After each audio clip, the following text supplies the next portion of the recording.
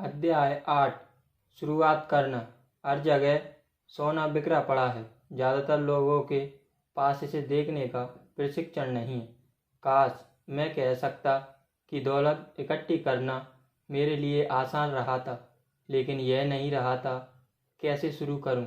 यह प्रश्न मुझसे अक्सर पूछा जाता है। प्रतिक्रिया में मैं उस विचार प्रक्रिया को बताता हूं जिससे मैं हर दिन गुजरता हूं।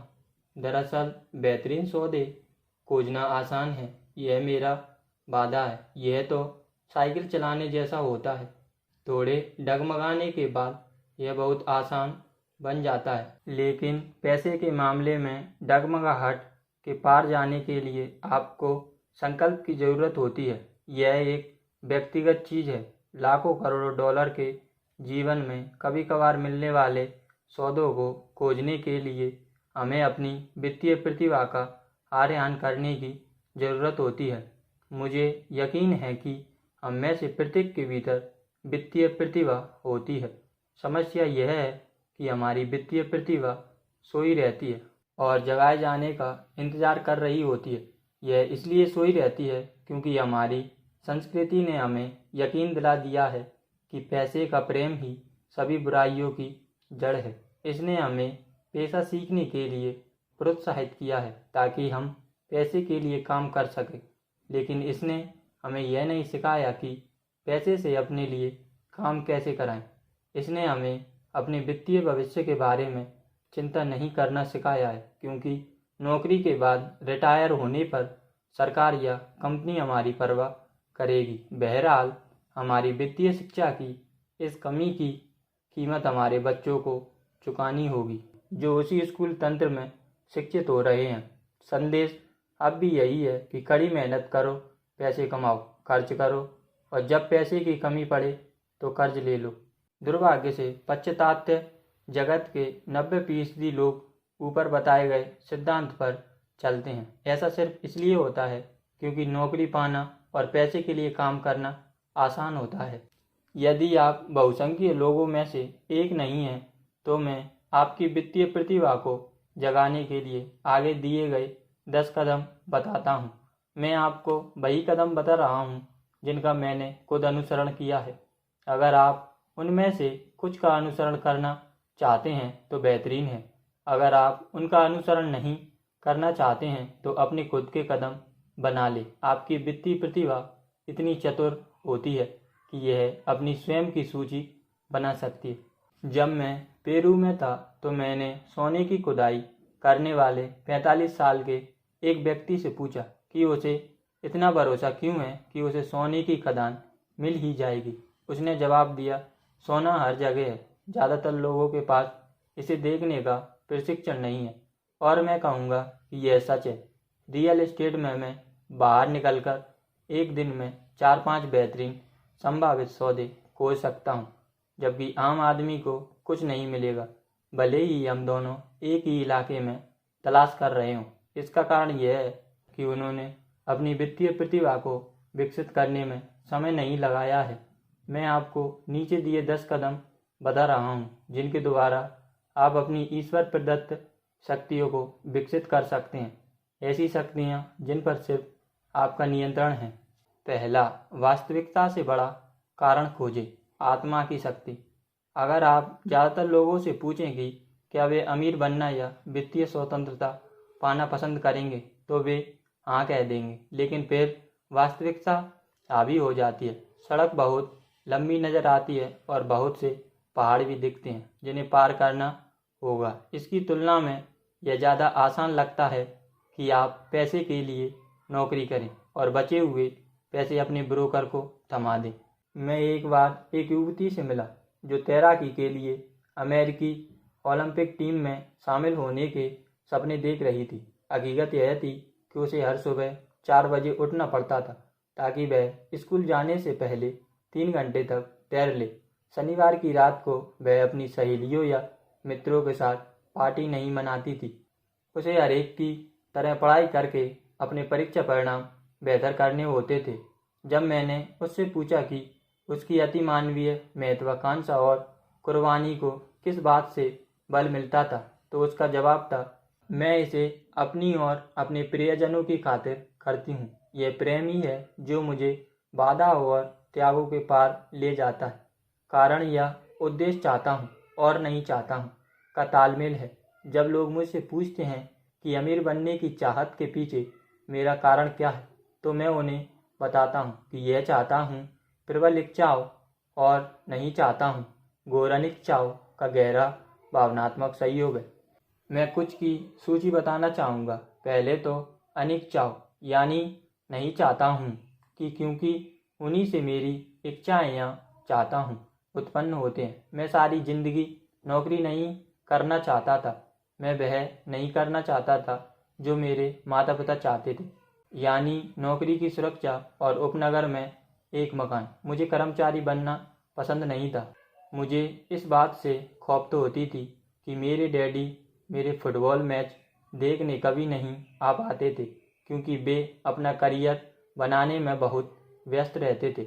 मुझे इस बात से नफरत थी कि मेरे डैडी ने जिंदगी भर कड़ी मेहनत की और उनकी मृत्यु पर सरकार ने उनकी कमाई का ज़्यादातर हिस्सा ले लिया, जिसकी खातिर उन्होंने मेहनत की थी। अपनी मृत्यु पर वे अपने वारिसों को कुछ भी नहीं दे पाए, जिसकी खातिर उन्होंने इतनी कड़ी मेहनत की थी। अमीर लोग ऐसा नहीं करते। वे कड़ी मेहनत करते हैं और अपनी दौलत वारिसों के लिए छोड़ जाते हैं। अब चाहता हूँ या इच्छाओं की बारी है। मैं दुनिया घूमने और अपनी पसंदीदा जीवन शैली में जीने के लिए स्वतंत्र होना चाहता हूँ, और यह सब मैं युवावस्था में ही कर लेना चाहता हूँ। मैं आज़ाद रहना चाहता हूँ। मैं अपने समय और जीवन पर अपना नियंत्रण चाहता हूँ।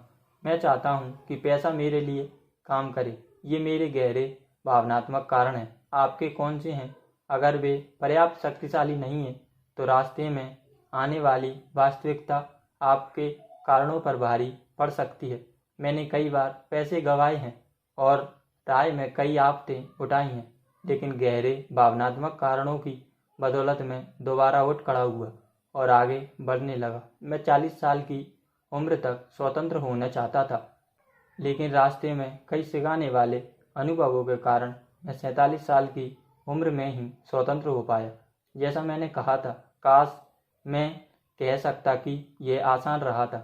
यह नहीं रहा था, लेकिन यह उतना मुश्किल भी नहीं था। मैंने यह सीखा है कि प्रबल कारण या उद्देश्य के बिना जिंदगी में हर चीज़ मुश्किल होती है। यदि आपके पास कोई प्रबल कारण नहीं है, तो आगे बढ़ने में कोई समझदारी नहीं है। आपको यह बहुत मेहनत भरा लगेगा। नंबर 2, दैनिक विकल्प चुनें।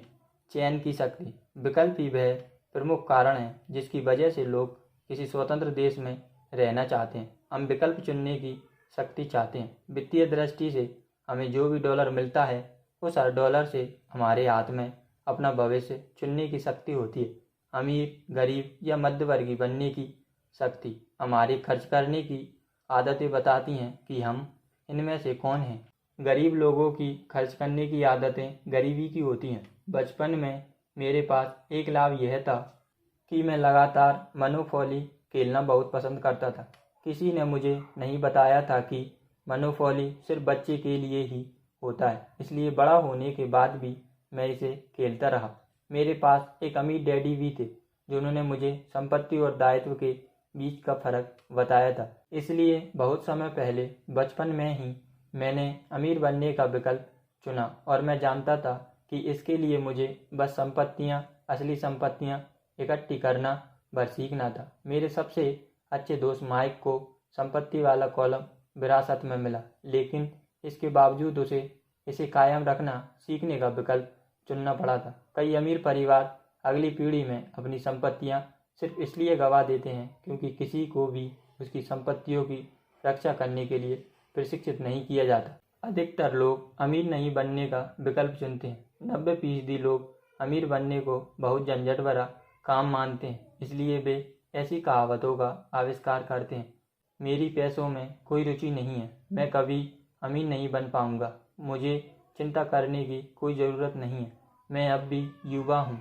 जब मैं थोड़े पैसे कमा लूँगा तब अपने भविष्य के बारे में सोचूंगा।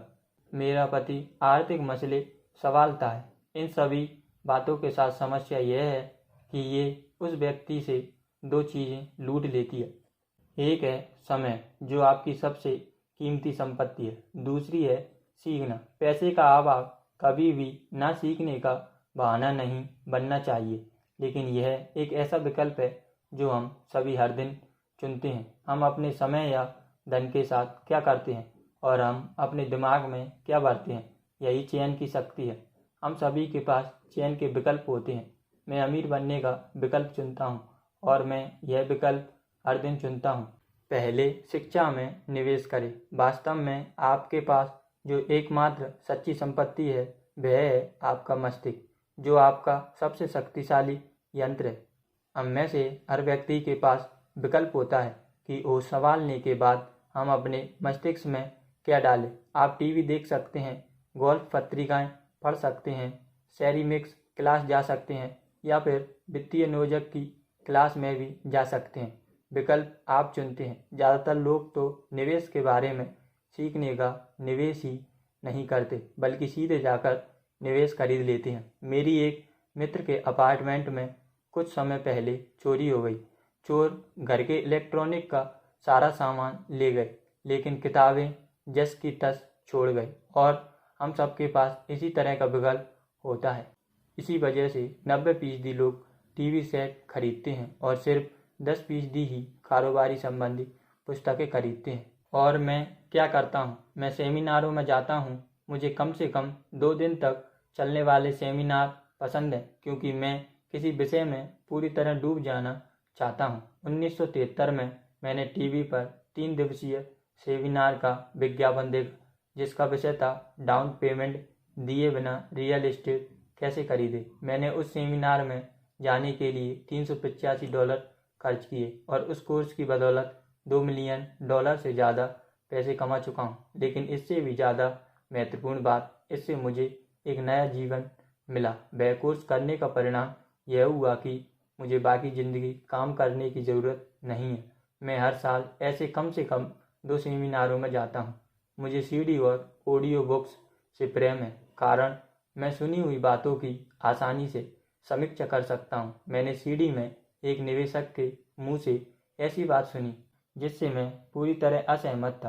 अहंकारी और आलोचनात्मक होने के बजाय मैंने उस 5 मिनट की बात को कम से कम 20 बार सुना, शायद इससे भी ज़्यादा बार। लेकिन दिमाग खुला रखने की वजह से मुझे अचानक समझ आ गया कि उस निवेशक ने जो कहा था वह क्यों कहा था।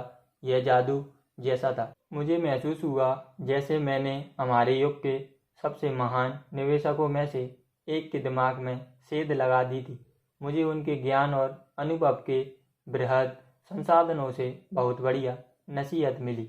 कुल परिणाम, मैं अब भी अपने पुराने तरीके से सोच सकता हूँ, लेकिन अब मेरे पास उसी समस्या या स्थिति को देखने का एक नया तरीका भी मौजूद होता है। मेरे पास किसी समस्या या प्रवृत्ति का विश्लेषण करने के 2 तरीके होते हैं। मेरे पास विकल्प होता है और यह अनमोल है। आज मैं अक्सर कहता हूँ, डोनाल्ड ट्रंप या वॉरेन बफेट या जॉर्ज सोरोस इसे कैसे करेंगे। उनकी बृहद मानसिक शक्ति तक पहुँचने का मेरे पास बस यही तरीका है कि मैं इतना विनम्र बन जाऊं कि उनकी कही या लिखी बातें सुनूं या पढ़ूं। अहंकारी या आलोचनात्मक लोग प्रायः कम आत्मसम्मान वाले लोग होते हैं जो जोखिम लेने से घबराते हैं। ऐसा इसलिए है क्योंकि नई चीज़ सीखने के बाद उसे पूरी तरह समझने के लिए आपको गलतियां करने की ज़रूरत होती है। अगर आपने यहाँ तक पढ़ लिया है तो यह बात तो तय है कि अहंकार आपकी समस्या नहीं है।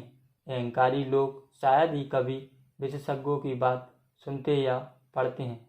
उन्हें इसकी ज़रूरत ही क्या है? वे सृष्टि के केंद्र हैं।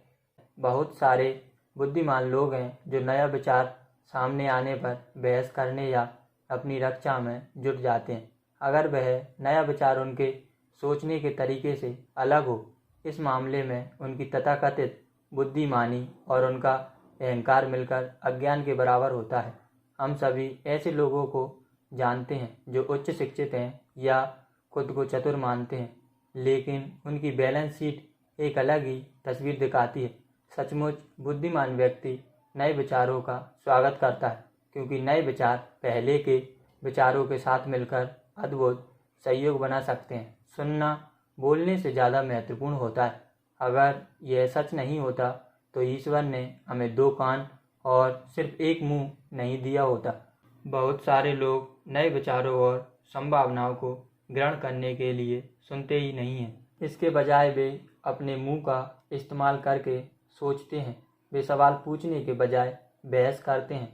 मैं अपनी दौलत के बारे में दीर्घकालीन दृष्टिकोण रखता हूँ। मैं फटाफट अमीर बनो वाली मानसिकता का पक्षधर नहीं हूँ, जो प्रायः लॉटरी खेलने वालों या कैसीनो के जुआरियों की होती है।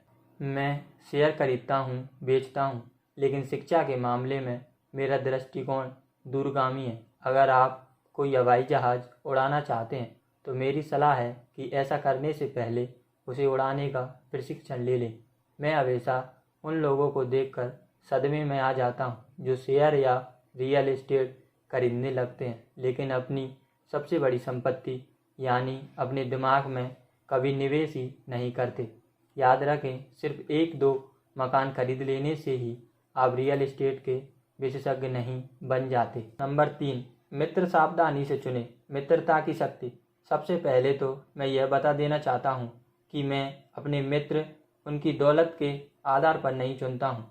मेरे ऐसे भी दोस्त हैं जिन्होंने दरअसल गरीबी में जीने की कसम खा रखी है, और ऐसे भी दोस्त हैं जो हर साल लाखों करोड़ों कमाते हैं। मुद्दे की बात यह है कि मैं उन सभी से सीखता हूँ। देखिए, मैं मानता हूँ कि मैंने अमीर लोगों को मित्र बनाने की कोशिश की है, लेकिन मैं उनके पैसे के पीछे नहीं था, बल्कि मैं तो उनके ज्ञान के पीछे था। कुछ मामलों में अमीर लोग मेरे अच्छे दोस्त बन गए।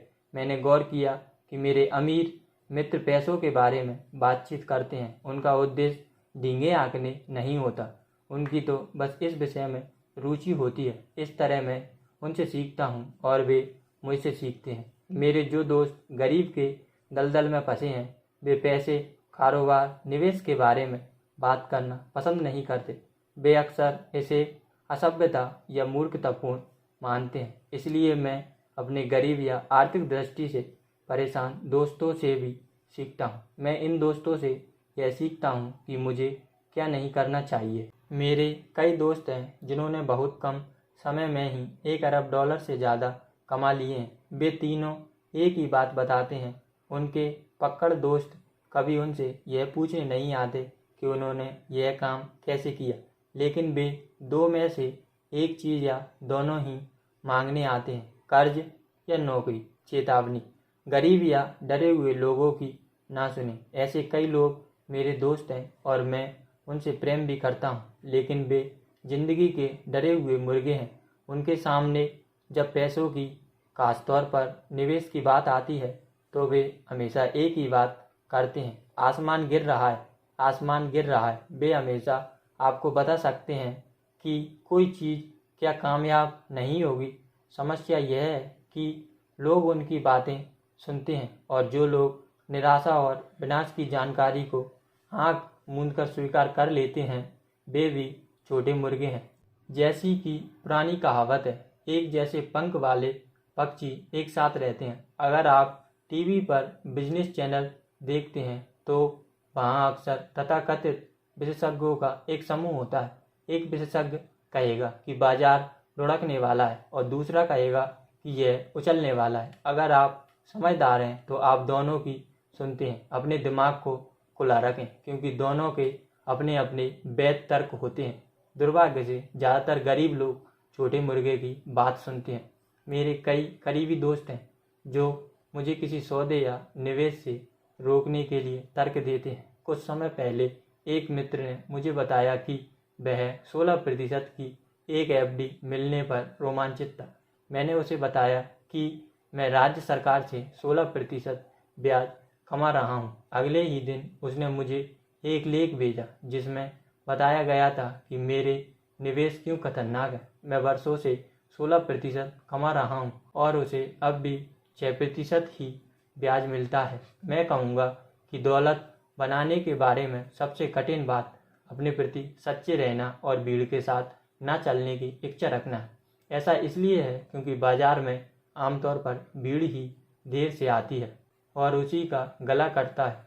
अगर किसी बेहतरीन निवेश अवसर की खबर अखबार के पहले पन्ने पर है तो अधिकतर मामलों में बहुत देर हो चुकी होती है। किसी नए निवेश अवसर की तलाश करें। जैसा सर्फिंग करते समय हम कहा करते थे, हमेशा एक और लहर आती है। जो लोग जल्दबाजी करते हैं और किसी लहर पर देर से पहुंचते हैं, आमतौर पर वे ही धाराशायी होते हैं। चतुर निवेशक हड़बड़ी में बाजार में नहीं उतरते। अगर वे एक लहर चूक जाती है तो वे अगली लहर की तलाश करते हैं और खुद को सही स्थिति में ले जाते हैं। ज़्यादातर निवेशकों को ऐसा करने में मुश्किल आती है क्योंकि अलोकप्रिय निवेश को खरीदने में बहुत डर लगता है। कायर निवेशक झुंड में चलने वाली भीड़ की तरह होते हैं या उनका लालच उन्हें बाजार के अंदर तब लाता है जब समझदार निवेशक पहले ही अपना मुनाफा वसूल करके बाहर जा चुके होते हैं। समझदार निवेशक निवेश करने को उस वक्त खरीदते हैं जब वह लोकप्रिय नहीं होता। वे जानते हैं कि उन्हें मुनाफा बेचते समय नहीं बल्कि खरीदते समय होता है, इसलिए वे धैर्यपूर्वक इंतजार करते हैं। जैसा मैंने कहा था, वे बाजार में उतरने की हड़बड़ी नहीं करते हैं। सर्फिंग करने वाले की तरह ही वे भी अगली बड़ी लहर के लिए सही स्थिति में आ जाते हैं। यह सब अंदरूनी या इनसाइडर ट्रेडिंग है। अंदरूनी ट्रेडिंग कई प्रकार की होती है, जिसमें से कुछ गैरकानूनी है और कुछ कानूनी है, लेकिन किसी भी तरह देख ले यह अंदरूनी ट्रेडिंग है। एकमात्र फर्क यह होता है आप अंदर से कितने दूर हैं। आप अमीर मित्र बनना चाहते हैं। इसका कारण यह है कि पैसा वही बनाया जाता है, यह जानकारी के आधार पर बनाया जाता है।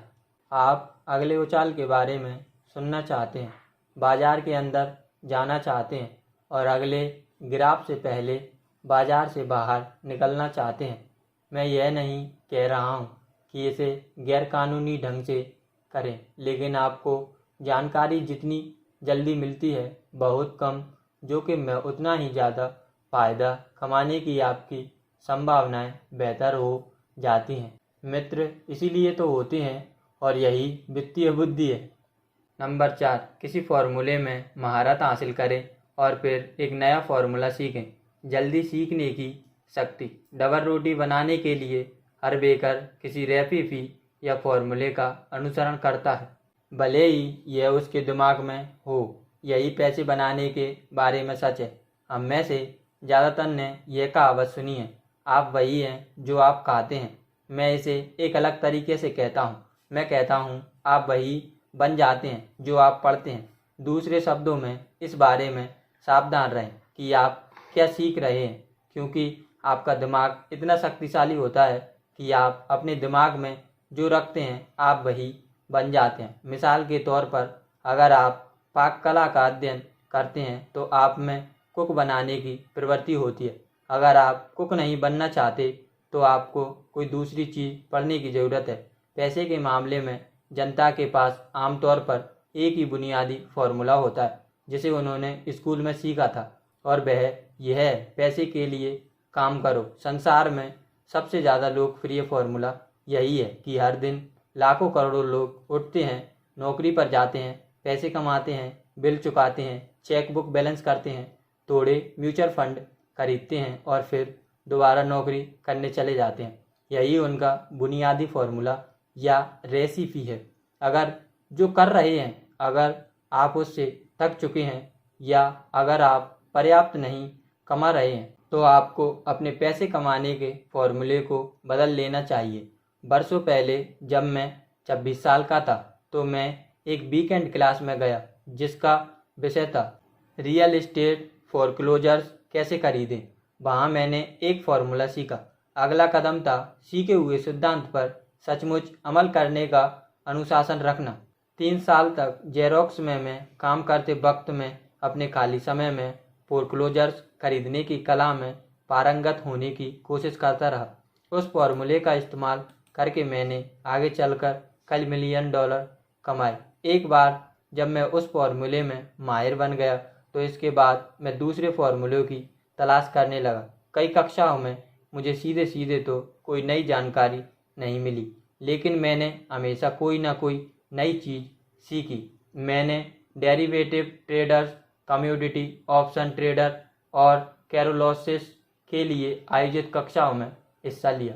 उन कक्षाओं में मैं अपने चिर परिचित क्षेत्र के बहुत बाहर था। यह तो ऐसे लोगों से भरे कमरे में रहने जैसा था जो न्यूक्लियर फिजिक्स और स्पेस साइंस में पीएचडी हो। फिर भी मैंने बहुत कुछ सीखा जिसने शेयर बाजार और रियल एस्टेट में मेरे निवेश को ज़्यादा सार्थक और लाभकारी बना दिया।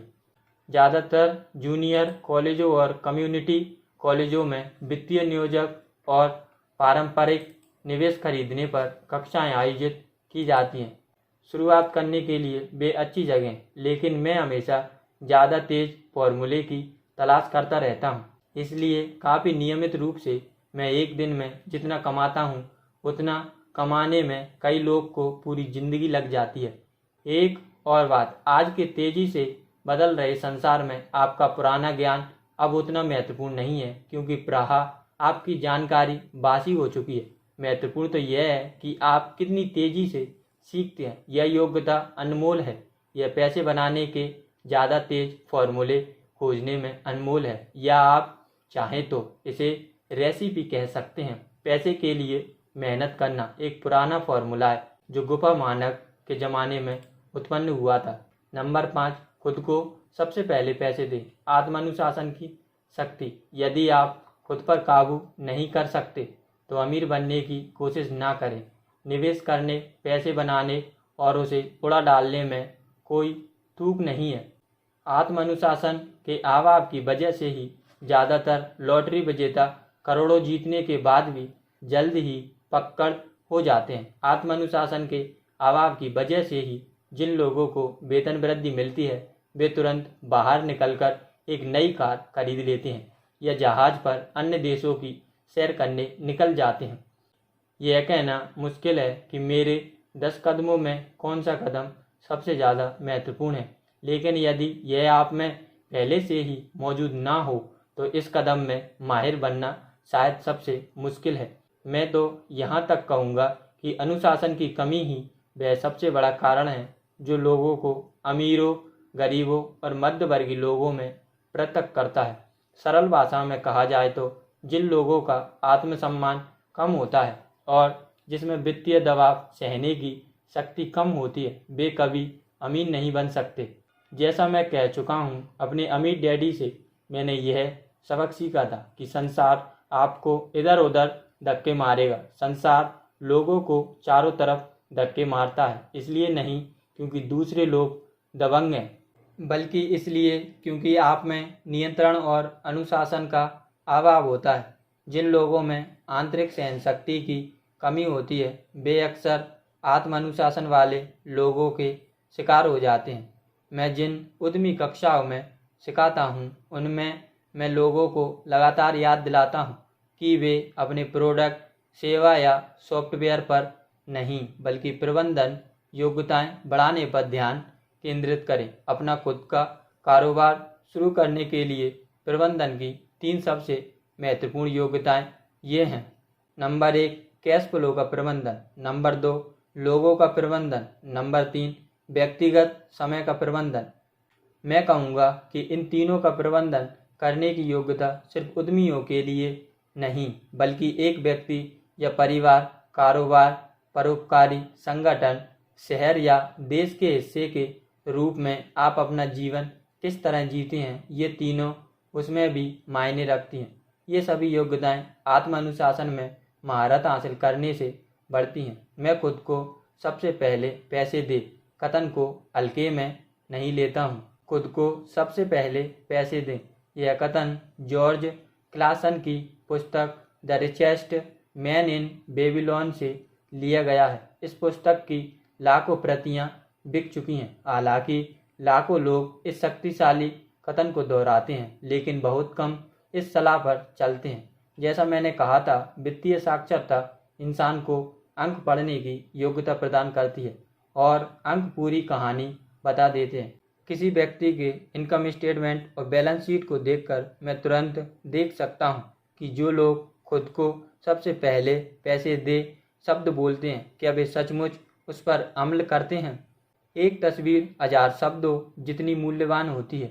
इसलिए आइए इन लोगों के फाइनेंशियल स्टेटमेंट की समीक्षा करते हैं जो खुद को सबसे पहले पैसे देते हैं, और उन लोगों की भी जो ऐसा नहीं करते हैं।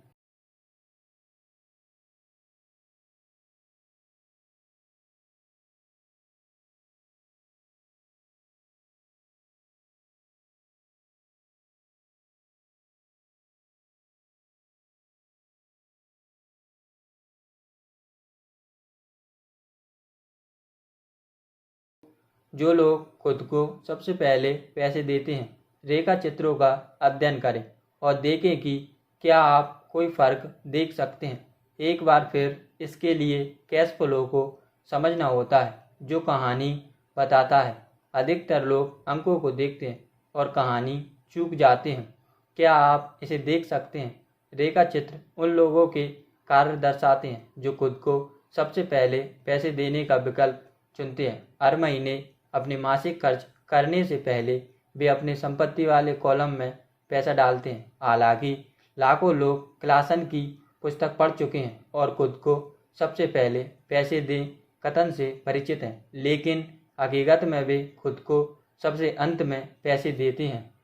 अब मैं आप में उन लोगों की चीख पुकार सुन सकता हूँ जो सचमुच अपने बिलों को सबसे पहले चुकाने में यकीन रखते हैं, और मैं आप सभी जिम्मेदार लोगों की आवाज़ें सुन सकता हूँ जो अपने बिल समय पर चुकाते हैं। मैं यह नहीं कह रहा हूँ कि आप गैर जिम्मेदार बने और अपने बिलों का भुगतान ना करें। मैं तो सिर्फ वही कह रहा हूँ जो पुस्तक कहती है, यानी खुद को सबसे पहले पैसे दें।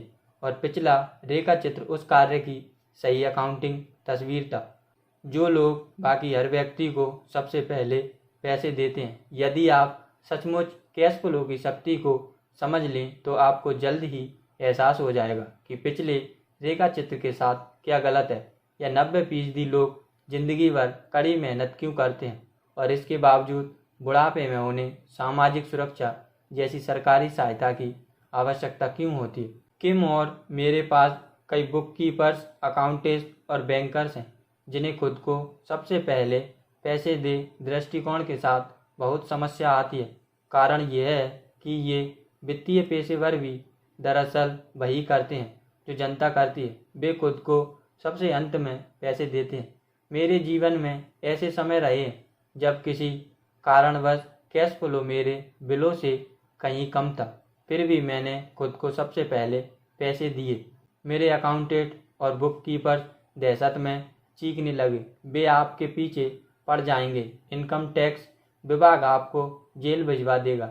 आप अपनी क्रेडिट रेटिंग बिगाड़ देंगे। वे बिजली काट देंगे। फिर भी मैंने खुद को सबसे पहले पैसे दिए। आप पूछते हैं क्यों? क्योंकि बेबीलोन का सबसे अमीर आदमी नामक कहानी इस बारे में है। आत्मानुशासन की शक्ति और आंतरिक सहन शक्ति। मेरे अमीर डैडी ने मेरे काम करने के पहले ही माह में मुझे बताया था कि ज़्यादातर लोग संसार की ठोकरें सहन करते रहते हैं। एक बिल वसूलने वाला आकर हड़काता है और आप या तो पैसे देते हैं, वरना सेल्स क्लर्क कहता है, ओह इसे बस अपने चार्ज कार्ड में डाल दे। आपका रियल एस्टेट एजेंट आपसे कहता है, मकान खरीद ले। सरकार मकान खरीदने पर टैक्स में छूट देती है। यह पुस्तक इसी बारे में है। आप में जुआर के खिलाफ जाने और अमीर बनने का साहस होना चाहिए। हो सकता है कि आप कमज़ोर ना हों, लेकिन पैसे के मामले में बहुत से लोग डरपोक बन जाते हैं। मैं यह नहीं कह रहा हूँ कि गैर जिम्मेदार बने। मेरे पास ऊंचे क्रेडिट कार्ड कर्ज और ऐशो आराम की चीज़ों के कर्ज नहीं है। इसका कारण यह है कि मैं खुद को सबसे पहले पैसे देता हूँ। मैं अपनी आमदनी न्यूनतम इसलिए रखता हूँ क्योंकि मैं इसे सरकार को नहीं देना चाहता। इसलिए मेरी आमदनी नेवाड़ा के एक कॉरपोरेशन के जरिए मेरे संपत्ति वाले कॉलम में प्राप्त होती है। यदि मैं पैसे के लिए काम करता तो सरकार इसे ले लेती। हालांकि मैं अपने बिलों का भुगतान सबसे अंत में करता हूँ, लेकिन मैं वित्तीय दृष्टि से इतना चतुर हूँ कि किसी मुश्किल में नहीं फंसता हूँ। मैं उपभोक्ता ऋण को पसंद नहीं करता। मेरे दायित्व वास्तव में 99% लोगों से ज़्यादा हैं, लेकिन उनका भुगतान मैं नहीं करता। मेरे दायित्वों का भुगतान दूसरे लोग करते हैं, उन्हें किराएदार कहा जाता है। इसलिए खुद को सबसे पहले पैसे देने का पहला नियम यह है, कभी कर्ज में मत फंसो। हालांकि मैं अपने बिलों का भुगतान सबसे अंत में करता हूँ, लेकिन यह उन छोटे महत्वहीन बिलों के मामले में ही होता है जो मुझे चुकाने होते हैं। कभी कभार जब पैसे की तंगी रहती है, तब भी मैं खुद को सबसे पहले पैसे देता हूँ। मैं कर्ज देने वालों और सरकार को चीखने चिल्लाने देता हूँ। उनका सख्त होना मुझे अच्छा लगता है। क्यों? क्योंकि वे लोग मुझ पर एक एहसान कर रहे हैं। वे मुझे बाहर निकलकर ज़्यादा पैसे कमाने के लिए प्रेरित कर रहे हैं। इसलिए मैं खुद को सबसे पहले पैसे देता हूँ, उस पैसे का निवेश करता हूँ और कर्ज देने वालों को चीखने चिल्लाने देता हूँ। मैं आमतौर पर उन्हें सही समय पर पैसे दे देता हूँ। किम और मेरी क्रेडिट रेटिंग बेहतरीन है। हम बस दबाव के सामने नहीं झुकते और उपभोक्ता ऋण चुकाने के लिए अपनी बचत को खर्च नहीं करते या शेयरों को नहीं बेचते। इसमें बहुत ज़्यादा वित्तीय समझदारी नहीं है। खुद को सबसे पहले सफलतापूर्वक पैसे देने के लिए नीचे दी गई बातें याद रखें। नंबर 1, कभी भी भारी कर्ज में ना फंसे जिसे आपको चुकाना हो। अपने खर्च कम रखें। अपनी संपत्तियों को सबसे पहले बनाएं, इसके बाद ही कोई बड़ा मकान या अच्छी कार खरीदें। जुआ दौड़ में फंसे रहने में कोई समझदारी नहीं है। नंबर 2, जब आपके पास पैसे की तंगी हो तो दबाव बढ़ने दें, लेकिन अपनी बचत या निवेशों में हाथ न डालें। दबाव का इस्तेमाल अपनी वित्तीय प्रतिभा को प्रेरित करने के लिए करें, ताकि यह ज़्यादा पैसे कमाने और आपके बिलों का भुगतान करने के नए तरीके सोचे। इससे आपकी पैसे बनाने की योग्यता और वित्तीय बुद्धि दोनों ही बढ़ जाएंगी। मैं बहुत बार वित्तीय मुश्किलों में फंसा हूँ, लेकिन मैंने हमेशा ज़्यादा आमदनी कमाने के लिए अपने दिमाग का इस्तेमाल किया है और अपने संपत्ति वाले कॉलम में मौजूद संपत्तियों की दृढ़ता से रक्षा की है। मेरा बुक कीपर चिल्लाता हुआ दौड़ लगाकर छिप गया था, लेकिन मैं एक अच्छे सैनिक की तरह किले की रक्षा कर रहा था। संपत्ति का किला। गरीब लोगों में गरीब आदतें होती हैं। बचत में हाथ डालना एक आम बुरी आदत है। अमीर लोग जानते हैं कि बचत का इस्तेमाल बिल चुकाने के लिए नहीं, बल्कि ज़्यादा पैसे कमाने के लिए किया जाता है। मैं जानता हूँ कि यह कठोर लगता है, लेकिन जैसा मैंने कहा था, अगर आप अंदर से कठोर नहीं हैं तो संसार आपको वैसे ही हमेशा इधर से उधर धक्के मारेगा। यदि आपको वित्तीय दबाव पसंद नहीं है तो ऐसा फॉर्मूला खोजें जो आपके लिए कारगर हो। एक अच्छा फॉर्मूला है खर्च कम करना, अपना पैसा बैंक में रखना, इनकम टैक्स में अपने न्यायपूर्व हिस्से से ज़्यादा भुगतान करना, सुरक्षित म्यूचुअल फंड खरीदना और फिर औसत बने रहने की कसम खाना। लेकिन यह खुद को सबसे पहले पैसे दे नियम का उल्लंघन है। यह नियम आत्मत्याग या वित्तीय संयम को प्रोत्साहित नहीं करता। इसका मतलब यह नहीं है कि आप खुद को सबसे पहले पैसे देने के बाद भूखे मर जाएंगे। जीवन आनंद के लिए मिला है। अगर आप अपनी वित्तीय प्रतिभा का आह्वान करते हैं तो आपको जीवन की सारी चीज़ें मिल सकती हैं। आप अमीर बन सकते हैं और बिल चुका सकते हैं, और इसी को वित्तीय बुद्धि कहते हैं। नंबर 6, अपने ब्रोकर्स को अच्छे पैसे दें। अच्छी सलाह की शक्ति। कई बार मैं देखता हूँ कि लोग अपने मकान के सामने एक तस्की लगा देते हैं जिस पर लिखा होता है मालिक द्वारा बिकाऊ है। या मैं टीवी पर लोगों को देखता हूँ जो डिस्काउंट ब्रोकर्स होने का दावा करते हैं। मेरे अमीर डैडी ने मुझे इसकी विपरीत नीति पर चलना सिखाया था। वे पेशेवरों और अच्छे पैसे देने में यकीन करते थे और मैं भी उन्हीं की नीति पर चलता था। आज मेरे पास महंगे वकील, अकाउंटेंट, रियल एस्टेट ब्रोकर और शेयर दलाल हैं। क्यों? क्योंकि मेरा मतलब है, अगर ये लोग पेशेवर हैं तो उनकी सेवाएं से आपका मुनाफा बढ़ना चाहिए, और वे मुझसे जितने ज़्यादा पैसे कमाते हैं उनकी बदौलत मैं उससे बहुत ज़्यादा पैसे कमाता हूँ। हम सूचना युग में रहते हैं। सूचना बेशकीमती है। एक अच्छा ब्रोकर आपको जानकारी देगा, लेकिन साथ ही वह आपको शिक्षित करने के लिए समय भी देगा। मेरे कई ब्रोकर्स मेरे लिए यह करते हैं। कुछ ने मुझे तब सिखाया था जब मेरे पास बहुत कम पैसा था या बिल्कुल भी नहीं था। मैं आज भी उनके साथ हूँ। मैं किसी ब्रोकर्स को जितना पैसा देता हूँ उसकी जानकारी पर मैं उससे बहुत ज़्यादा पैसे कमा लेता हूँ।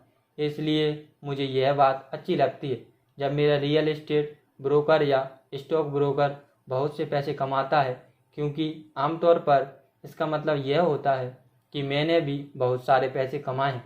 एक अच्छा ब्रोकर मेरे लिए पैसे तो कमाता ही है, इसके अलावा वह मेरा समय भी बचाता है। जैसे तब जब मैंने वह खाली ज़मीन $9,000 में खरीदी और उसे तुरंत $25,000 में बेच दिया ताकि मैं अपनी फोर्स कार ज़्यादा जल्दी खरीद सकूं। ब्रोकर्स बाज़ार में मेरी आँख कान हैं। वे हर दिन मैदान में रहते हैं, इसलिए वहाँ मेरे रहने की ज़रूरत नहीं पड़ती। इसके बजाय मैं तो गोल्फ खेलना पसंद करूँगा। जो लोग अपना मकान खुद बेचते हैं शायद वे अपने समय को ज़्यादा कीमती नहीं मानते। मैं कुछ पैसे बचाने के चक्कर में अपना समय क्यों खराब करूं, जबकि मैं उस समय का उपयोग ज़्यादा पैसे बनाने या अपने प्रियजनों के साथ गुजारने में कर सकता हूं। मुझे यह बहुत मज़ेदार लगता है कि कई गरीब और मध्यवर्गीय लोग रेस्तरां में खराब सेवा के बावजूद वेटर को 15 से 20% टिप देते हैं, लेकिन ब्रोकर्स को 3 से 7% चुकाने में शिकायत करते हैं। वे व्यय वाले कॉलम में लोगों को टिप देकर खुश होते हैं और संपत्ति वाले कॉलम में लोगों को टिप देने से कतराते हैं। इसमें तो वित्तीय समझदारी नहीं है। याद रखें, सभी ब्रोकर्स एक जैसे नहीं होते। दुर्भाग्य से ज़्यादातर ब्रोकर सिर्फ सेल्स पीपल होते हैं। वे रियल एस्टेट बेचते तो हैं, लेकिन उनके खुद के पास कोई रियल एस्टेट नहीं होती, या होती भी है तो बहुत थोड़ी। मकान बेचने वाले और निवेश बेचने वाले में बहुत बड़ा फ़र्क होता है। यही शेयर, ब्रांड, म्यूचुअल फंड और बीमे के ब्रोकर्स के बारे में सच है, जो खुद को वित्तीय नियोजक कहते हैं। जब मैं इस तरह के किसी भुगतान पाने वाले पेशेवर व्यक्ति से बातचीत करता हूं, तो मैं पहले पता लगाता हूं कि उसके खुद के पास कितनी जायदाद या शेयर है और वह कितने फीसदी टैक्स देता है, और यह मेरे टैक्स वकील तथा अकाउंटेंट्स पर भी लागू होता है। मेरा एक अकाउंटेंट है जो अपने खुद के काम पर ध्यान केंद्रित करता है। उसका पेशा अकाउंटिंग है, लेकिन उसका काम रियल एस्टेट है। इससे पहले मेरे पास एक अकाउंटिंग था जो एक छोटे कारोबार का अकाउंटेंट था, लेकिन उसके पास कोई रियल एस्टेट नहीं थी। मैंने अकाउंटेंट बदल लिया क्योंकि हम एक ही कारोबार से प्रेम नहीं करते थे। ऐसा ब्रोकर खोजें जो आपके सर्वश्रेष्ठ हित में काम करे। कई ब्रोकर्स आपको शिक्षित करने में समय लगाएंगे और वे आपके लिए सबसे अच्छी संपत्ति साबित हो सकते हैं। बस उदार रहें, और उनमें से ज़्यादातर आपके प्रति उदार रहेंगे। अगर आप उनके कमीशन में कटौती करने के बारे में ही सोचते रहेंगे तो फिर वे आपकी ज़्यादा मदद क्यों करेंगे। यह सरल सा तर्क है। जैसा मैंने पहले कहा था, प्रबंधन की एक योग्यता लोगों का प्रबंधन करना है। कई लोग सिर्फ उन्हीं लोगों का प्रबंधन कर पाते हैं जो उनसे कम चतुर हो और जिन पर उनकी शक्ति हो। मध्य श्रेणी के कई मैनेजर मध्यम श्रेणी में ही बने रहते हैं और उन्हें प्रमोशन नहीं दिया जाता, क्योंकि वे सिर्फ अपने मातहतों के साथ ही काम करना जानते हैं, अपने ऊपर के लोगों के साथ काम करना नहीं जानते। वास्तविक योग्यता है किसी तकनीकी क्षेत्र में अपने से श्रेष्ठ और चतुर व्यक्तियों का प्रबंधन करना तथा उन्हें अच्छे पैसे देना। इसलिए कंपनियों का एक संचालक मंडल होता है, आपका भी होना चाहिए। इसी में वित्तीय समझदारी है। नंबर 7, इंडियन गिवर बने। कुछ नहीं देकर कुछ पाने की शक्ति। जब पहले यूरोपीय निवासी अमेरिका में रहने लगे तो वे अमेरिकी भारतीय की एक सांस्कृतिक परंपरा देखकर दंग रह गए। मिसाल के तौर पर, अगर किसी गोरे आदमी को ठंड लगती थी तो अमेरिकी भारतीय उसे एक कंबल दे देते थे।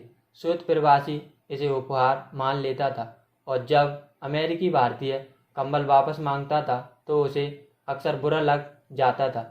अमेरिकी भारतीय को भी बुरा लगता था जब उन्हें पता चलता था कि श्वेत प्रवासी कंबल वापस नहीं करना चाहते हैं।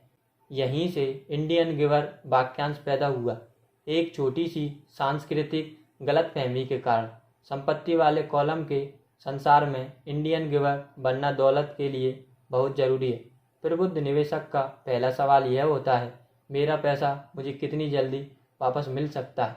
वे यह जानना चाहते हैं कि उन्हें मुफ्त में क्या मिलेगा। इसलिए ROI यानी निवेश पर मुनाफा इतना महत्वपूर्ण है। मिसाल के तौर पर मुझे फोरक्लोजर में एक छोटा सा कॉन्डोमिनियम मिला। यह मेरे घर से कुछ ही ब्लॉक दूर था। बैंक वाले $60,000 चाहते थे और मैंने $50,000 की बोली का आवेदन दे दिया। उन्होंने इसे स्वीकार कर लिया क्योंकि मेरे आवेदन के साथ $50,000 का कैशियर चेक भी लगा हुआ था। उन्हें एहसास हो गया था कि मैं गंभीर हूँ। ज़्यादातर निवेशक कहेंगे, क्या आप बहुत सारा पैसा फंसा नहीं रहे थे? क्या इस पर लोन लेना ज़्यादा अच्छा तरीका नहीं था? इस मामले में नहीं। मेरी निवेश कंपनी इस कॉन्डोमिनियम का इस्तेमाल जाड़े के महीने में वेकेशन रेंटल के रूप में करती है। जब स्नोबर्ड एरिज़ोना आते हैं, यह साल में 4 महीने $2,050 प्रति माह पर किराए में उठता है। बाकी के 8 महीने में इसका किराया सिर्फ $1,000 आता है। मेरा पैसा लगभग 3 साल में वसूल हो गया। अब मैं इस संपत्ति का मालिक हूँ जो हर महीने मुझे अतिरिक्त पैसा देती है। यही शेयरों के साथ किया जाता है। अक्सर मेरा ब्रोकर फ़ोन करके सलाह देता है कि मैं किसी कंपनी के शेयर में काफ़ी बड़ी राशि लगा दूं, क्योंकि उसे लगता है कि कोई ऐसी चीज़ होने वाली है जिससे उस शेयर का भाव बढ़ जाएगा, जैसे किसी नए प्रोडक्ट की घोषणा। मैं 1 सप्ताह से 1 महीने तक की अवधि के लिए अपना पैसा लगा देता हूँ। शेयर का भाव बढ़ने पर मैं अपने शुरुआती पैसों को बाहर निकाल लेता हूँ, बचे हुए शेयर छोड़ देता हूँ और बाजार के उतार चढ़ाव की चिंता से मुक्त हो जाता हूँ, क्योंकि मेरी मूल रकम वापस आ चुकी है और किसी दूसरी संपत्ति पर काम करने को तैयार है। तो मेरा पैसा अंदर जाने के लिए बाहर निकल आता है, लेकिन इसकी वजह से मैं एक ऐसी संपत्ति का मालिक बन जाता हूँ जो तकनीकी दृष्टि से मुफ्त होती है। यह सच है कि मैंने कई मौक़ों पर पैसे का नुकसान भी झेला है, लेकिन मैं उतने ही पैसों से खेलता हूँ जिनके नुकसान को मैं झेल सकता हूँ। मैं कहूँगा कि औसतन 10 निवेशों में 2-3 बार छक्के मार लेता हूँ, जबकि 5-6 में कुछ नहीं होता और 2-3 में घाटा हो जाता है। लेकिन मैं अपने नुकसान सिर्फ उसी पैसे तक सीमित कर लेता हूँ जो उस वक्त लगे होते हैं। जो लोग जोखिम से नफरत करते हैं वे अपना पैसा बैंक में रखते हैं। दीर्घकालीन दृष्टि से सुरक्षित बचत शून्य बचत से बेहतर होती है, लेकिन अपना मूल धन वापस निकालने में बहुत समय लगता है और ज़्यादातर मामलों में इसके साथ आपको मुफ्त में कुछ नहीं मिलता। मेरे प्रत्येक निवेश में मुझे कोई ना कोई चीज़ मुफ्त मिलनी चाहिए, जैसे कॉन्डोमिनियम, मिनी स्टोरेज, मुफ्त प्लॉट, मकान, शेयर या ऑफिस की इमारत, और जोखिम सीमित या कम होना चाहिए। कई पुस्तकें पूरी तरह से इस विषय पर समर्पित हैं, इसलिए मैं इस बारे में यहाँ बात नहीं करूँगा। मैकडॉनल्ड्स के मशहूर संस्थापक रे क्रॉस हैमबर्गर फ्रांचीसी इसलिए नहीं बेचते थे क्योंकि उन्हें हैमबर्गर से प्यार था, बल्कि इसलिए बेचते थे क्योंकि उन्हें इस फ्रांचीसी के नीचे की रियल एस्टेट मुफ्त में मिलती थी। इसलिए समझदार निवेशकों को निवेश पर लाभ यानी ब्याज दर से आगे तक देखना चाहिए। उन्हें यह देखना चाहिए कि मूलधन वापस निकालने पर उन्हें कौन सी संपत्तियां मुफ्त मिलती हैं। यही वित्तीय बुद्धि है। नंबर 8, विलासिताएं खरीदने के लिए संपत्तियों का इस्तेमाल करें। एकाग्रता की शक्ति। एक दोस्त का बेटा बहुत खर्चीला था और ऐसा लगता था जैसे वह अपनी जेब में छेद कर रहा हो। 16 साल की उम्र में ही वह अपनी खुद की कार चाहता था। बहाना, सभी मित्रों के माता पिता ने अपने बच्चों को कार खरीद कर दे दी है। लड़का अपनी बचत में से पैसे निकालकर कार का डाउन पेमेंट देना चाहता था। उसके पिता ने मुझे फ़ोन किया और फिर सलाह देने के लिए मुझसे मिलने आए। क्या आप सोचते हैं कि मुझे उसे ऐसा करने देना चाहिए, या मैं भी दूसरे पिताओं की तरह उसे कार खरीद कर दे दूं? मैंने जवाब दिया, इससे कुछ समय के लिए तो दबाव कम हो जाएगा, लेकिन भविष्य के लिए वह कौन सा सबक सीखेगा? क्या आप कार का मालिक बनने की उसकी इस इच्छा का इस्तेमाल करके उसे कुछ सीखने के लिए प्रेरित कर सकते हैं? अचानक उसके दिमाग की बत्ती जल गई और वह तेजी से घर चला गया। 2 महीने बाद मैं अपने मित्र से दोबारा मिला। मैंने पूछा, क्या आपके बेटे को नई कार मिल गई? नहीं, उसे नहीं मिली, लेकिन मैंने उसे कार के लिए $3000 दे दिए। मैंने उससे कहा कि वह अपने कॉलेज मनी के बजाय मेरे पैसों का इस्तेमाल करे। वाह, यह तो आपकी उदारता है, मैंने कहा। दरअसल ऐसा कुछ नहीं है, पैसे के साथ एक शर्त जुड़ी है। शर्त क्या है? मैंने पूछा। देखिए, सबसे पहले तो हमने आपका कैश फ्लो गेम खेला, फिर हमने पैसे के समझदारीपूर्ण उपयोग के बारे में लंबी बातचीत की।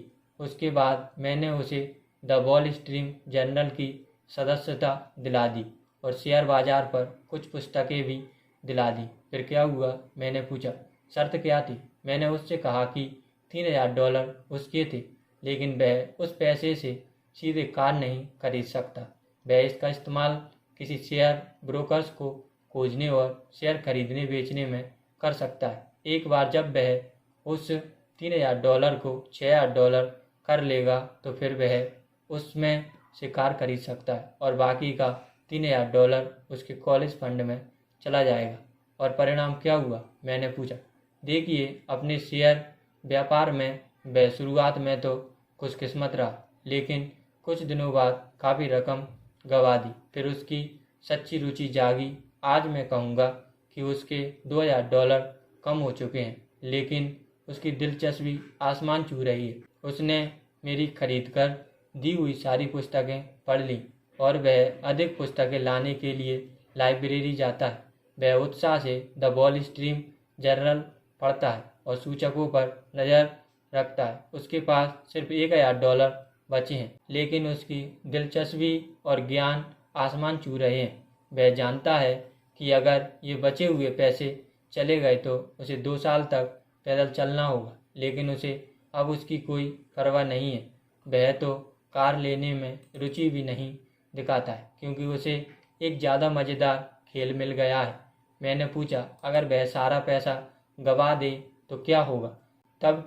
तब देखी जाएगी। मैं तो यही चाहूँगा कि वह हर चीज़ अभी गंवा दे, बजाय इसके कि वह हमारी उम्र में आकर हर चीज़ गंवाने का जोखिम ले। और इसके अलावा मेरी समझ से मैंने उसकी शिक्षा पर अब तक जितने पैसे खर्च किए हैं, उसमें यही $3000 सबसे सार्थक रहे हैं। वह जो सीख रहा है वह जीवन भर उसके काम आएगा, और ऐसा लगता है कि अब वह पैसे की शक्ति का सम्मान करने लगा है।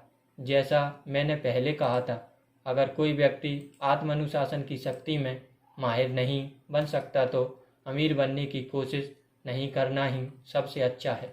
मैं ऐसा इसलिए कहता हूँ क्योंकि हालांकि संपत्ति वाले कॉलम से कैश फ्लो विकसित करने की प्रक्रिया सिद्धांततः आसान है, लेकिन पैसों को सही इस्तेमाल की दिशा दिखाने का मानसिक संयम मुश्किल साबित होता है। बाहरी प्रलोभनों के कारण आज के उपभोक्ता जगत में यह ज़्यादा आसान होता है कि पैसों को खर्च वाले कॉलम में उड़ा दिया जाए। कमज़ोर मानसिक संयम की वजह से धन न्यूनतम प्रतिरोध के रास्तों पर बह जाता है। यही गरीबी और वित्तीय संघर्ष का कारण है। नीचे का उदाहरण दर्शाता है कि अधिक धन बनाने की खातिर धन को दिशा देने के लिए वित्तीय बुद्धि की जरूरत होती है। यदि हम 100 लोगों को साल की शुरुआत में $10,000 दें तो मेरे हिसाब से साल के अंत में यह होगा 80 के पास कुछ भी नहीं बचेगा। दरअसल कई तो उस पैसे से नई कार, फ्रिज, इलेक्ट्रॉनिक उपकरण या वैकेशन का डाउन पेमेंट देकर ज़्यादा कर्ज में डूब जाएंगे। 16 उस $10,000 को 5 से 10% बढ़ा लेंगे। 4 इसे बढ़ाकर $20,000 या $1 मिलियन कर लेंगे।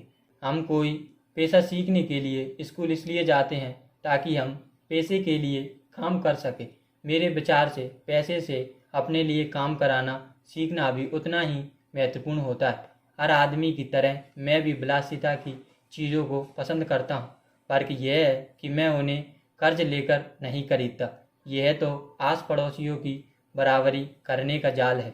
जब मैं फोर्स कार खरीदना चाहता था तो आसान राह यह होती कि मैं अपने बैंकर को फ़ोन करके कर्ज ले लेता। दायित्व वाले कॉलम में ध्यान केंद्रित करने का विकल्प चुनने के बजाय मैंने संपत्ति वाले कॉलम में ध्यान केंद्रित करने का विकल्प चुना। अब तो मुझे आदत पड़ चुकी है कि मैं उपभोग की इच्छा का इस्तेमाल इस तरह करता हूँ ताकि यह निवेश करने की मेरी वित्तीय प्रतिभा को प्रेरित और प्रोत्साहित करे। आजकल अपनी मनमानी चीज़ें पाने के लिए लोग पैसे कमाने के बजाय पैसे उधार लेने पर ध्यान केंद्रित करते हैं।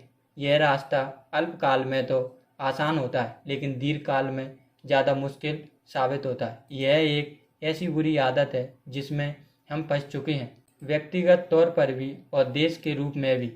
याद रखें, आसान राय अक्सर मुश्किल बन जाती है और मुश्किल राय अक्सर आसान बन जाती है। आप खुद को और अपने प्रियजनों को जितनी जल्दी धन का मालिक बनने के लिए प्रशिक्षित कर सकते हो उतना ही बेहतर है। धन बहुत बड़ी ताकत है। दुर्भाग्य से लोग धन की शक्ति का इस्तेमाल अपने खिलाफ करते हैं। यदि आपकी वित्तीय बुद्धि कम है तो पैसा आपको ज़मीन पर पटक देगा, वह आपसे ज़्यादा चतुर होगा। अगर पैसा आपसे ज़्यादा चतुर है तो आप जीवन भर इसके लिए काम करेंगे। धन का मालिक बनने के लिए आपको इससे ज़्यादा चतुर होने की ज़रूरत है। फिर पैसा वही करेगा जैसा आप उससे करने को कहेंगे। यह आपकी आज्ञा का पालन करेगा। इसका गुलाम बनने के बजाय आप इसके मालिक होंगे। इसी में वित्तीय समझदारी है। नंबर 9, नायक चुने। मिथक की शक्ति। बचपन में मैं बिली मेज, हैक, एरन और योगी बेरा का दीवाना था।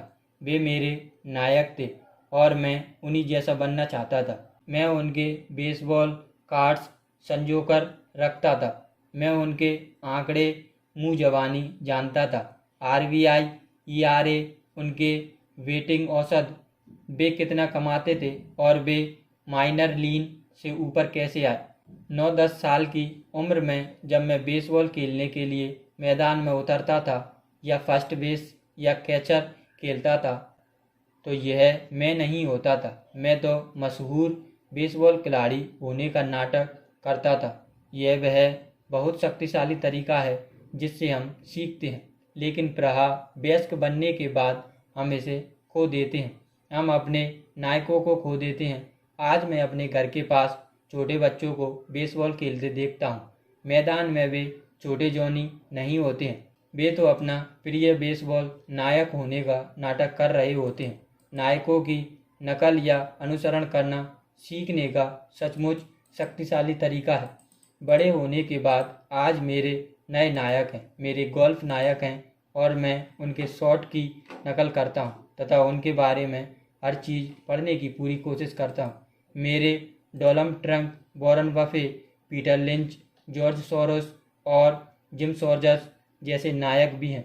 मैं उनके आंकड़े उसी तरह जानता हूं जिस तरह की बचपन में अपने बेसबॉल नायकों के ERA और RBI जानता था। वॉरेन बफे जिसमें निवेश करते हैं, मैं उसकी निगरानी करता हूं और मैं बाजार संबंधी उनके दृष्टिकोण के बारे में सब कुछ पढ़ने की कोशिश करता हूं तथा इस बारे में भी जानना चाहता हूं कि वे शेयर कैसे चुनते हैं। इसके अलावा मैं डोनाल्ड ट्रंप के बारे में पढ़ता हूं और यह पता लगाने की कोशिश करता हूं कि वे कैसे सौदेबाजी करते हैं तथा सौदों को अंजाम देते हैं। जिस तरह मैदान में बेसबॉल में बैटिंग करने जाते समय मैं दरअसल अपनी भूमिका में नहीं होता था, उसी तरह जब मैं बाजार में होता हूँ या सौदेबाजी कर रहा होता हूँ तो मैं अवचेतन रूप से ट्रंप के साहस की नकल कर रहा होता हूँ या किसी प्रवृत्ति का विश्लेषण करते समय मैं उसे वॉरेन बफे की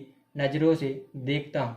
नायक होने से हम अपनी छिपी हुई प्रतिभा के एक ज़बरदस्त स्रोत का दोहन करते हैं, लेकिन नायक हमें प्रेरित करने से भी ज़्यादा काम करते हैं। नायक चीज़ों को आसान दिखाते हैं। चीज़ें आसान दिखने के कारण हम भी उन्हीं जैसे बनना चाहते हैं। अगर वे यह कर सकते हैं तो मैं भी कर सकता हूँ। जब निवेश की बात आती है तो बहुत सारे लोग इसे मुश्किल बनाकर पेश करते हैं। इसके बजाय ऐसे नायक खोजें जो इसे आसान बनाते हों। नंबर 10, सिखाओ और आपको मिलेगा। देने की शक्ति।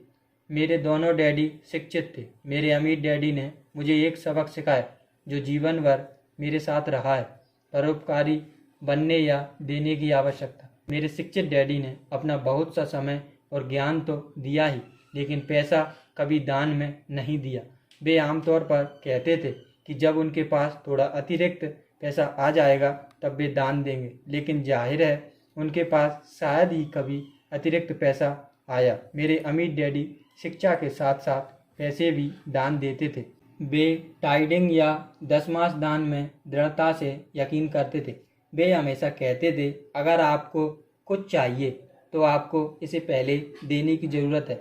जब उनके पास पैसे की कमी रहती थी तब भी वे अपने चर्च या अपनी पसंदीदा परोपकारी संस्था को पैसे दान में देते थे। अगर मैं आपके साथ केवल एक ही विचार छोड़ सकूं तो वह विचार यही होगा, जब भी आप किसी चीज़ की कमी या ज़रूरत महसूस करें तो आप अपनी मनचाही चीज़ पहले दे दें और इसके बाद यह ढेर सारी होकर आपके पास लौटेगी।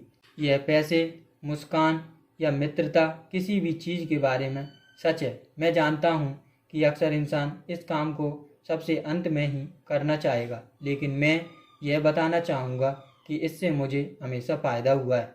मेरा विश्वास है कि आदान प्रदान का सिद्धांत सच है, इसलिए मैं वही चीज़ देता हूँ जो मैं पाना चाहता हूँ। मैं पैसे चाहता हूँ इसलिए मैं पैसे देता हूँ और यह कई गुना होकर लौटता है। मैं बिक्री चाहता हूँ इसलिए मैं कोई चीज़ बेचने में किसी दूसरे की मदद करता हूँ और मेरी भी बिक्री बढ़ जाती है। मैं संपर्क बनाना चाहता हूँ इसलिए मैं संपर्क बनाने में किसी दूसरे की मदद करता हूँ। जादू की तरह मेरे संपर्क भी बढ़ जाते हैं। मैंने बरसों पहले यह कहावत सुनी थी, ईश्वर को पाने की ज़रूरत नहीं है लेकिन इंसान को देने की ज़रूरत है। मेरे अमीर डैडी अक्सर कहते थे, गरीब लोग अमीरों से ज़्यादा लालची होते हैं। वे स्पष्ट करते थे कि अगर कोई आदमी अमीर है तो इसका मतलब है कि वह दूसरों को कोई मनचाही चीज़ प्रदान कर रहा था। मेरे जीवन में जब भी मैंने खुद को ज़रूरतमंद या पैसों की कमी या मदद की कमी महसूस करते पाया तो मैंने अपने दिल को टटोला कि मैं क्या चाहता हूँ और फिर मैंने उसे पहले देने का फैसला किया और जब जब मैंने दिया यह हमेशा मेरे पास लौट कर आया। इससे मुझे एक कहानी याद आती है। एक आदमी जाड़े की ठंडी रात में जलाऊ लकड़ी हाथ में लेकर बैठा था। वह अंगीठी से चिल्लाकर कह रहा था, जब तुम मुझे थोड़ी गर्मी दोगी तब मैं तुम में लकड़ी डालूंगा, चाहे बात पैसे, प्रेम, खुशी, बिक्री या संपर्कों की हो। इंसान को बस यही याद रखने की ज़रूरत है कि अपनी मनचाही चीज़ पाने के लिए उसे पहले देना होगा। मैं क्या चाहता हूँ और मैं इसे किसी दूसरे को कैसे दे सकता हूँ। अक्सर यह सोचने पर से ही वरदानों की बौछार शुरू हो जाती है। जब भी मैं महसूस करता हूँ कि लोग मेरी तरफ देखकर नहीं मुस्कुरा रहे हैं तो मैं मुस्कुराने लगता हूँ और हेलो कहने लगता हूँ। जादू की तरह मेरे आसपास अचानक बहुत से मुस्कुराने वाले लोग जमा हो जाते हैं। यह सच है कि आपका संसार आपका ही आईना होता है, इसलिए मैं कहता हूँ, सिखाओ और आपको मिलेगा। मैंने पाया है कि सीखने की इच्छा रखने वाले लोगों को मैं जितना ज़्यादा सिखाता हूँ मैं उतना ही ज़्यादा सीखता हूँ। अगर आप धन के बारे में सीखना चाहते हो तो इसे किसी दूसरे को सिखाएं। ऐसा करने पर आपके दिमाग में नए विचारों और फॉर्मूलों का सैलाब आ जाएगा। ऐसे समय रहे हैं जब मैंने दिया तो था लेकिन कुछ वापस नहीं लौटा, या जो मुझे मिला वह वो नहीं था जो मैं चाहता था। ऐसे मौके पर गहरे निरीक्षण और आत्म अवलोकन के बाद मैंने पाया कि मैं इन प्रकरणों में देने के लिए नहीं बल्कि पाने के लिए दे रहा था। मेरे डैडी ने शिक्षकों को सिखाया इसलिए वे बेहतरीन शिक्षक बन गए। मेरे अमीर डैडी ने हमेशा युवकों और कारोबार करने वाले तरीके सिखाए थे। पीछे पलटकर देखने पर मैं पाता था कि अपने ज्ञान को उदारता से बांटने की वजह से ही वे ज़्यादा चतुर बने। इस संसार में ऐसी शक्तियाँ हैं जो हमसे बहुत ज़्यादा चतुर हैं। अगर आप वहाँ अपने दम पर पहुँच सकते हैं, लेकिन उन शक्तियों की मदद से यह काम कहीं अधिक आसान हो जाता है। इसके लिए आपको तो बस इतना ही करना है कि आप उदार रहें और वे शक्तियाँ भी आपके प्रति उदार रहेंगी।